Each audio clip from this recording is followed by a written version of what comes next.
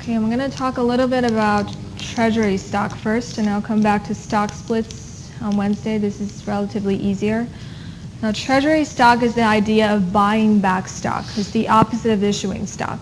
Okay, sometimes companies, they may want to issue and later issue the stock earlier, and they may want to require a portion of it back to their company later on. It's reversing earlier the issuance action. So this is a practice in corporations. They sometimes do this because either they want to support the company's stock price. So then this is the opposite idea of giving out stock dividends. Stock dividends earlier, you're issuing more to the public, and oftentimes the price will reduce. In terms of buying back the stock, you're pulling some back to the business. So if you're pulling some back out there in the market, there will be less shares.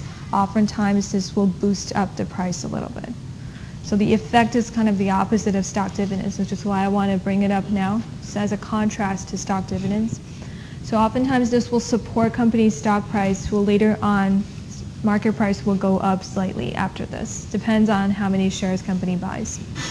Also, buying back the stock, they can buy back the stock and reward their company's own employees.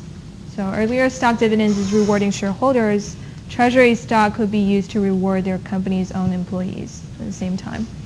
And other reasons to avoid takeover by the other parties, because usually takeovers depends on the proportion of shares that other parties has. So this is more detailed in business laws. You just have to know a general background of this. Okay, and also increasing net assets by buying low their stock, and later on they may also sell back their treasury stock to the market. So just in general, treasury stock is a contra equity account.